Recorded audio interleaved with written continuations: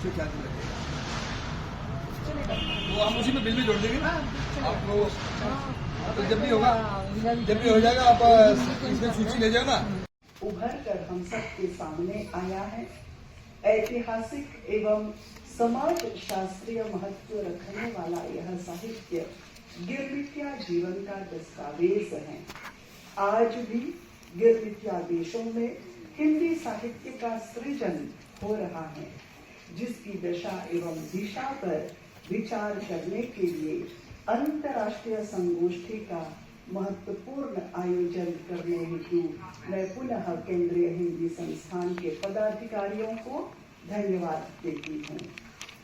श्री पाठक जी ने उल्लेख किया कि दशा के बदले आशा शब्द का प्रयोग करना अधिक समीचीन है।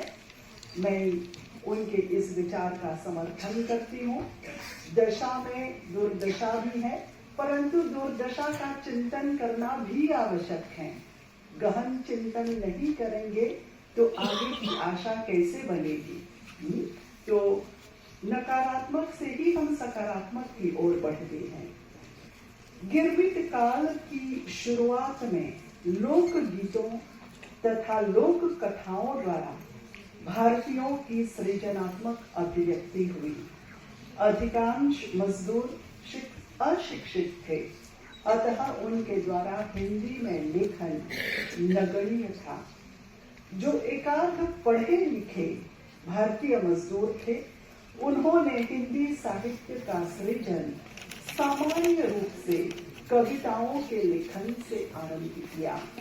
मॉरिशस में सन 1913 में पहली हिंदी कविता होली शीर्षक से प्रकाशित हुई। मॉरिशसीय हिंदी साहित्य के प्रारंभिक कवि सोमदत्त बखोरी और ब्रिजेंद्र कुमार मधुकर भगत को विशेष सम्मान प्राप्त हुआ।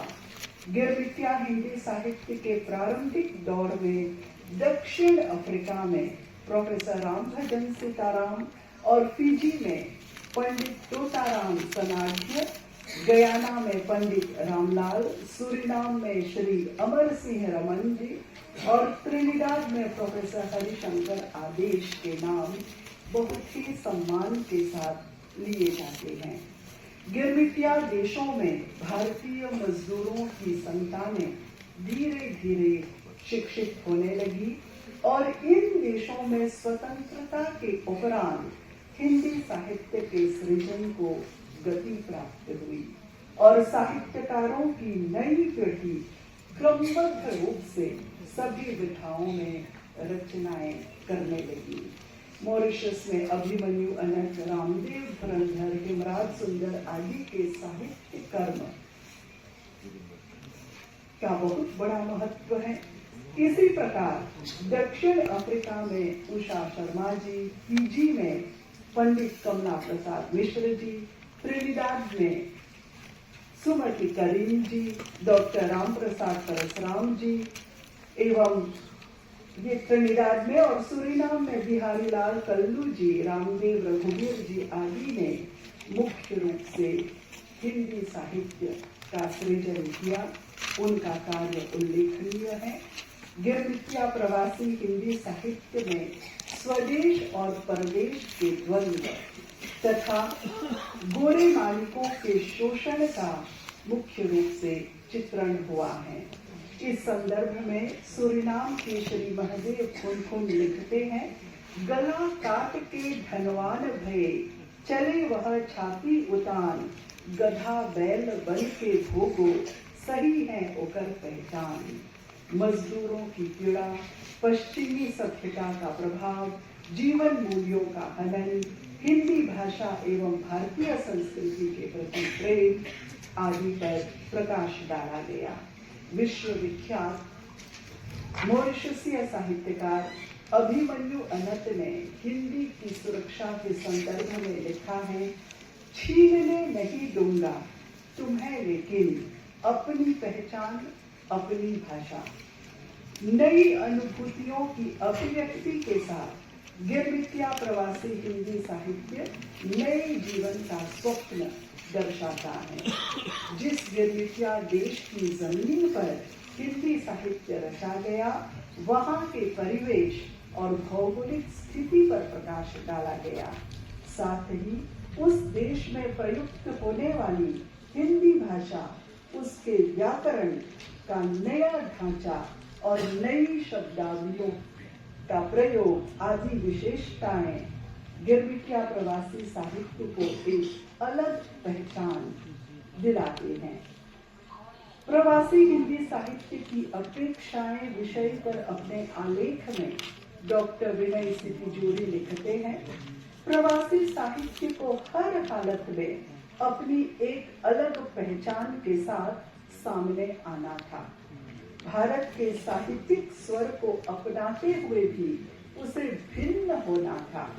यही कारण है कि प्रवासी साहित्य भारतीय साहित्य के साथ कंधे से कंधा मिलाकर चल सकने की कामना के साथ अपनी अस्मिता विशेष को भी बरकरार रखने का हकदार है।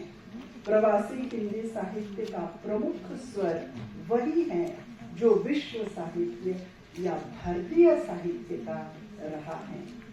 वर्तमान में गिरमिटिया प्रवासी हिंदी साहित्य की अपनी एक स्वतंत्र सत्ता है।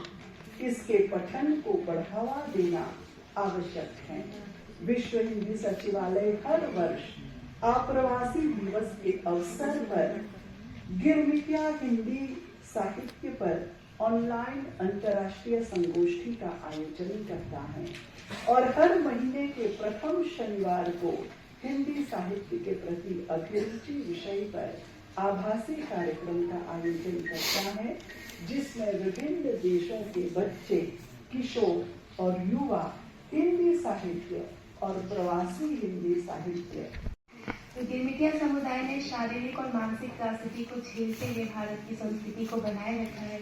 ये संगोष्ठी जो 2 दिनों तक आयोजित होती, उनकी इसी साहित्यिक प्रतिभागिता पर प्रकाश डालेगी। आपके उद्घाटन वक्तव्य के लिए बहुत बहुत धन्यवाद।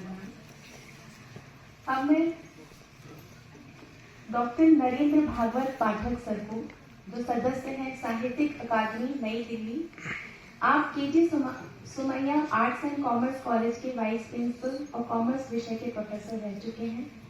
आपने 35 वर्षों के शिक्षण कार्य में आपने महाराष्ट्र बोर्ड की कक्षा 11 व 12 की वाणिज्यिक पुस्तकों का निर्माण व प्रकाशन किया। आपने साहित्य, संस्कृति व समाज के क्षेत्र में सम्मानित पदों पर रहते हुए उत्कृष्ट शैक्षिक कार्य किया है। आप 25 वर्षों से अखिल भारतीय विद्यार्थी परिषद में अपनी सेवाएं दे रहे हैं। आपको 2015 में शिक्षकों का राष्ट्रीय पुरस्कार तत्कालीन राष्ट्रपति डॉक्टर प्रणब मुखर्जी जी के द्वारा प्रदान किया गया था। आपको भारतीय फिल्म व टेलीविजन संस्थान FTII के गवर्निंग काउंसिल सदस्य के रूप में भी नामित किया जा चुका है। आपने अंतर्राष्ट्रीय पुस्तक मेला फ्रैंकफर्ट में साहित्य अकादमी के सदस्य के रूप में प्रतिनिधित्व किया तथा मॉस्को स्टेट यूनिवर्सिटी भारत रूस राजनयिक संबंधों के 75 वर्ष कला, संस्कृति और साहित्य में चिंतन के अवसर पर अंतर्राष्ट्रीय सम्मेलन के लिए भी आपको आमंत्रित किया जा चुका है। महानुभाव, अति आदर के साथ मैं आपको अतिथि वक्तव्य के लिए मंच पर आमंत्रित करती हूँ।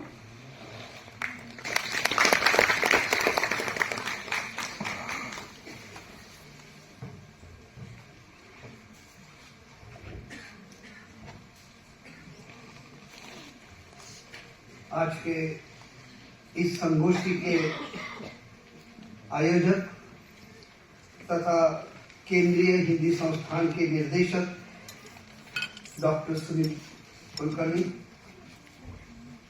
उनके सहयोगी और आयोजक डॉक्टर पुरुषोत्तम पाटिल, डॉक्टर जोगेंद्र सिंह जी, इस संगोष्ठी के उद्घाटक प्रोफेसर डॉक्टर आशुराणी, आगरा विश्वविद्यालय के कुलपति, और आज के इस संगोष्ठी के लिए विशेष उपस्थित मॉरिशस के विश्व हिंदी सचिवालय की महासचिव डॉक्टर माधुरी रामधारी जी,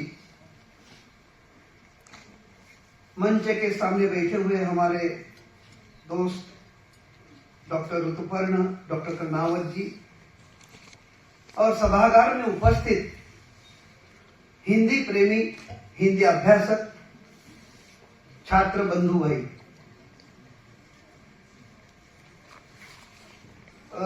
मेरे पहले यहाँ पे आशुरानी जी ने कहा आप रसायन शास्त्र की छात्र हैं। मुझे कुलकर्णी सर से पूछना है कि आप ऐसे क्या कर रहे हैं, मुझे समझ में नहीं आता। वो रसायन शास्त्र के और मैं कॉमर्स का हूं और संगोष्ठी हिंदी भाषा की है। जब मुझे इसका आमंत्रण आया था कि आपको ये गिरमिटिया प्रवासी हिंदी साहित्य के बारे में यहाँ पे आना है विशिष्ट रूप में, तो आपके मन में जो था कि आप रसायन शास्त्र की और मैं कॉमर्स का, मुझे क्यों बुलाया गया? मेरे मन में शंका थी। ये क्षेत्र और ये विषय जो है गहरा विषय है और मेरे जैसा एक कॉमर्स का छात्र निमंत्रित करने का प्रयोजन क्या मुझे तो मालूम नहीं, और उसके योग्य है ये भी मुझे मालूम नहीं, और मेरी योग्यता है नहीं ये तो हमारे घर में से जब मैं निकला कल, तो मेरे पत्नी ने बोल दिया आप क्यों जा रहे हैं, आपको क्या समझता है उसमें। पत्नी को पूरा अधिकार रहता है, पति को कोई भी सर्टिफिकेट दे सकती है।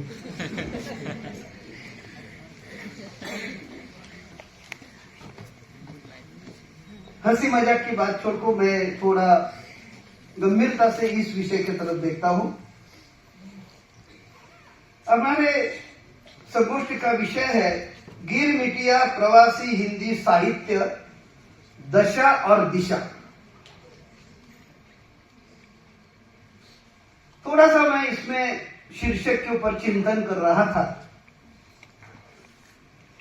तो मुझे थोड़ा मन में ऐसा लग रहा था कि ये जो शीर्षक है, शीर्षक में एक शब्द है जो मुझे अस्वस्थ कर रहा है। ये शब्द यहाँ पे योग्य है या नहीं, आप सब हिंदी के अभ्यासक है, आप इसके ऊपर चिंतन करें। दशा ये शब्द जो है ये थोड़ा सा नकारात्मक लगता है। जब हम बोलते दशा तो दशा में थोड़ा सा दुर्दशा भी आता है। हम बोलते हैं ना शनि की महादशा, राहु की महादशा, तो दशा मुझे ये शब्द पसंद नहीं है। मुझे ऐसा लगता है कि ये संगोष्ठी का विषय गिरमिटिया प्रवासी हिंदी साहित्य, दिशा और आशा।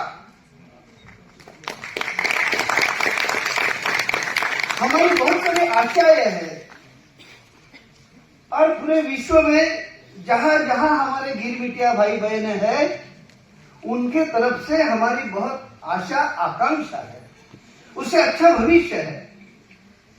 तो माफ कीजिए सुनील जी, मैं तो हिंदी का छात्र नहीं है, लेकिन हम मराठी में भी दशा शब्द है वो ज्यादा प्रयोग नहीं करते। तो दशा और आशा, इसके ऊपर आप 2 दिन में चिंतन करने वाले हैं।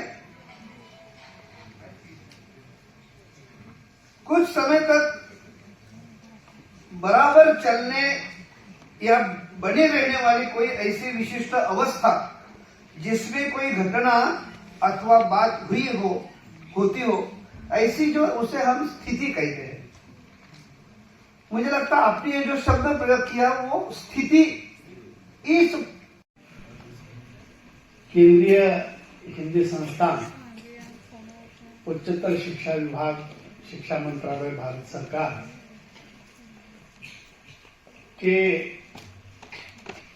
अंतर्राष्ट्रीय हिंदी शिक्षण विभाग द्वारा आयोजित इस 2 दिवसीय अंतर्राष्ट्रीय संगोष्ठी गिरमिटिया साहित्य, दशा और दिशा, इस विषय पर केंद्रित संगोष्ठी के उद्घाटन सत्र में हमारे बीच उपस्थित डॉक्टर भीमराव अंबेडकर मराठवाड़ा डॉक्टर भीमराव अंबेडकर विश्वविद्यालय आगरा की सम्माननीय कुलपति महोदया आशुरानी जी, जिनके उद्बोधन से और कर कमलों से इस संगोष्ठी का उद्घाटन संपन्न हुआ, जिनका विशिष्ट अतिथि के रूप में हमें सानिध्य मिला, वे साहित्य अकादमी नई दिल्ली के सम्माननीय राष्ट्रपति महोदया द्वारा नाम निर्देशित सदस्य आदरणीय नरेंद्र पाठक जी और जिनके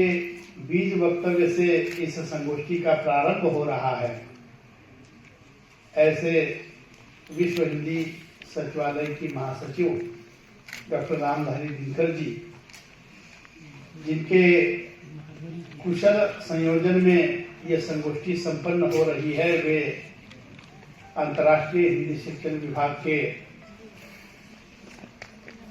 विभागाध्यक्ष डॉक्टर जोगेंद्र सिंह मीना जी, जिनके संयोजन में यह संगोष्ठी संपन्न हो रही है, वे अंतर्राष्ट्रीय हिंदी शिक्षण विभाग के अध्यापक डॉक्टर पुरुषोत्तम पाटिल जी, अंतर्राष्ट्रीय हिंदी शिक्षण विभाग के सभी सहयोगी अध्यापक, अध्यापक शिक्षा विभाग के सभी सहयोगी अध्यापक, हमारे केंद्रीय हिंदी संस्थान आगरा के सम्माननीय शैक्षिक समन्वयक प्रोफेसर हरिशंकर जी, हमारे सभी विभाग के विभागाध्यक्ष, इस संगोष्ठी हेतु जिनका मार्गदर्शन अलग अलग सत्रों में हमें उपलब्ध होने वाला है, वे सभी सम्माननीय विषय विशेषज्ञ जो बड़ी संख्या में इस संगोष्ठी के आयोजन का लाभ उठाकर अपनी यात्रा का कार्यक्रम उन्होंने बनाया, वे मेरे मायके से आने वाले मूलजी जेठा महाविद्यालय जलगांव के सारे विद्यार्थी, छात्र और अध्यापक, जिनमें डॉक्टर मनोज महाजन जी हिंदी विभाग अध्यक्ष, डॉक्टर विजय लोहार जी, मेरे सारे अनुसंधाता छात्र, इस संगोष्ठी हेतु युवा पाठक महिला महाविद्यालय औरंगाबाद से संभाजीनगर से पधारी मैडम दुधमांडे जी, गजानन सर्वज्ञ जी और बड़ी संख्या में अध्यापक शिक्षा विभाग के छात्र तथा अंतर्राष्ट्रीय छात्र विभाग के छात्रों को सादर प्रणाम करता हूं, सस्नेह नमस्कार करता हूं। ये आज निश्चित रूप से हमारे लिए गर्व का विषय है, प्रसन्नता का दिन है कि इस बहाने माधुरी जी का इस सभागार में आना हुआ और जिनका बीज वक्तव्य हमें सुनने का अवसर प्राप्त हुआ। कहते हैं कि बीज अगर सशक्त हो तो फल और फूल जो है वो उतने ही परिपक्व जो है वो निर्माण होते हैं, और इसलिए इतनी लंबी यात्रा करके, क्योंकि आजकल के इस टेक्नोलॉजी के युग में खासतौर से कोरोना काल के पश्चात जब अधिकतर संगोष्ठियां ऑनलाइन में शिफ्ट हो गई है, ऐसे स्थिति में इतनी लंबी यात्रा करके संगोष्ठी में प्रत्यक्ष सहभागिता देना और वो भी इतने बड़े उच्च पदस्थ ओहदे पर काम करने के बाद, मैं वास्तव में माधुरी जी के प्रति हृदय से आभार व्यक्त करता हूं कि आपके आने से जो गरिमा इस संगोष्ठी को प्राप्त हुई है, जब से आपका यात्रा कार्यक्रम तय हुआ था तब से भारत में रहने वाले, आपको जानने पहचानने वाले लोगों के फोन लगातार बने रहे कि हमारे यहाँ आ सकती है क्या, हमारे भी यहाँ भेंट हो सकती है क्या, लेकिन दुर्भाग्यवश वो कार्यक्रम नहीं बन पाया और आज पूर्ण 2 दिवस के लिए आज आपने यहाँ सानिध्य देने का जो मन बनाया, उसके लिए मैं खूब आपको हृदय की गहराई से आपका धन्यवाद ज्ञापित करता हूं।